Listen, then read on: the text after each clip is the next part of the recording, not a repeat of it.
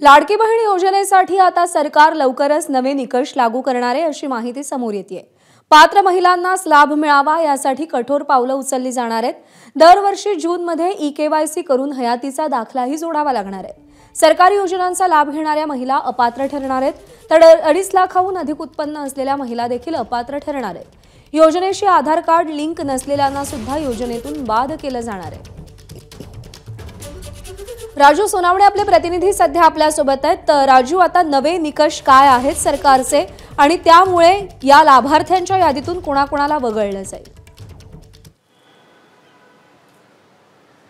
अगदी पाहतो आपण, लाडकी बहीण योजना जी आहे ती बहुचर्चित योजना आहे आणि या योजनेमध्ये जवळपास 9 लाख महिला ज्या आहेत त्या अपात्र होताना आपल्याला पाहायला मिळतात। कारण नवीन निकष जे आहे ते लावले जाणार आहे, त्यामध्ये काही बदल केले जाणार आहेत। आपण जर पाहिलं तर 5 निकष महत्त्वाचे होते। त्यामध्ये जर आपण पाहिलं 5 निकषामध्ये 2.5 लाखापेक्षा जास्त उत्पन्न नसावा, घरी वाहन नसावा, एकाच योजनेतला 1500च्या पेक्षा जास्त लाभ घेतलेला नसावा, ती महिला परराज्यामध्ये स्थायिक नसावी आणि शेवटचं आपण पाहिलं तर ह्या शासकीय नोकरीमध्ये नसावी। हे 5 महत्त्वाचे निकष होते। मात्र आता काही निकष जे आहे ते नव्याने येताना पाहायला मिळतात। त्यामध्ये ज्या महिला याचा योजनेचा लाभ घेतात त्या सगळ्या महिलांना ई-केवायसी करून हयातीचा दाखला जो आहे द्यावा लागणार आहे। त्यामुळे 1 जून ते 1 जुलै या दरम्यान जे आहे ते केवायसी करावीच लागणार आहे। ज्या महिला केवायसी करणार नाही किंवा हयातीचा दाखला देणार नाही त्यांना याचा लाभ मिळणार नाही। ही सगळ्यात महत्त्वाचा निकष आपल्याला पाहायला मिळतोय। त्याचसोबत आपण पाहतोय की ज्या महिलांनी लाभ घेतलेला आहे, मात्र अनेक महिला आहेत की ज्यांनी नाव वेगळं आहे आणि बँकेमध्ये खाते वेगळं दिलेलं आहे। अशा जवळपास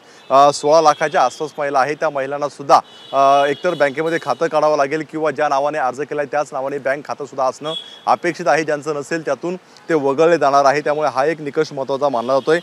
ज्या महिलांच्या बँकेशी आधार कार्ड लिंक नाही अशा महिला सुद्धा अपात्र ठरण्याची दाट शक्यता आहे। त्यामुळे त्या महिलांना सुद्धा बँकेशी आधार कार्ड जे आहे ते लिंक करावं लागणार आहे। आणि सगळ्यात महत्त्वाचं म्हणजे का ही योजनेचा लाभ घेत असताना अशा अनेक महिला आहेत का ज्या इतर विभागातील सुद्धा योजनांचा लाभ घेतात। त्यामध्ये नमो शेतकरी योजना असेल, दिव्यांग असेल किंवा अशा अनेक वेगवेगळ्या योजना आहेत त्यांचा सुद्धा लाभ घेतात। तर या महिलांना सुद्धा एकतर 1500 पर्यंत दोन्ही योजनांचा मिळून लाभ घ्यावा लागेल किंवा एका वेळी जर 15 पेक्षा जास्त योजनेचा लाभ असेल तर तो बंद करावा लागेल। त्यामुळे या सगळ्या नवीन निकषातून ज्या आहेत त्या अनेक महिला ज्या आहेत त्या अपात्र ठरण्याची दाट शक्यता आहे। आतापर्यंत जवळपास 9 लाख महिला ज्या आहेत त्या अपात्र झालेल्या आहेत। ज्यांचं डॉक्युमेंट्स ज्यांनी कंप्लीट केलेले अशा महिला सुद्धा आता माघार घेताना पाहायला मिळतात। त्यामुळे हा आकडा जो आहे तो मोठा वाढण्याची शक्यता आहे। त्यामुळे या सगळ्या निकषांची पूर्तता बरोबर आहे। त्यामुळे नवीन निकषांनुसार लाडकी बहीण योजनेला आता कात्री लागणार आहे। अनेक महिला यामध्ये अपात्र ठरणार आहेत। राजू, धन्यवाद दिलेल्या माहितीसाठी। दरम्यान लाडकी बहीण योजनेबाबत आता सर्वात मोठी बातमी अशी की राज्यभरातून 9 लाख लाडक्या बहिणींची संख्या घटणार आहे। याआधी 5 लाख महिला कमी झाल्या होत्या, आता नव्यानं 4 लाख महिलांची संख्या कमी होणार आहे। त्यामुळे सरकारचे 945 कोटी रुपये वाचणार आहेत। नमो शेतकरी योजना आणि लाडकी बहीण योजना यांचा एकत्र लाभ घेणाऱ्या 5 लाख महिला आहेत। त्यांना लाडकी बहीण योजनेतून केवळ 500 रुपये तर नमो शेतकरी योजनेतूून 1000 रुपये मिळणार आहेत। दिव्यांग विभागातून लाभ मिळणाऱ्या महिलांची माहिती घेऊन त्यांनाही वगळलं जाणार आहे। वाहन असलेल्या 2.5 लाख महिलांना देखील वगळण्यात आलं।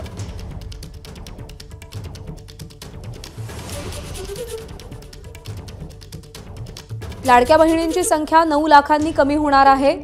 या लाडक्या बहिणी कोण आहेत तर 83% विवाहित महिला आहेत, 11.8% अविवाहित महिला आहेत, 4.7% विधवा आहेत,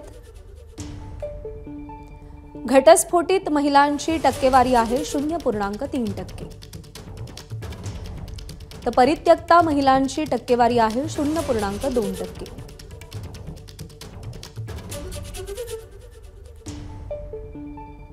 21 ते 29 वयोगटातल्या 25.5% महिला आहेत, 30 ते 39 वयोगटातल्या 29% महिला आहेत, 40 ते 49 मधल्या 23.6% महिला आहेत, तर 50 ते 59 वयोगटातल्या 17% महिला आहेत, 60 ते 65 मधल्या 5% महिला आहेत। एबीपी माझा, उघडा डोळे बघा नीट।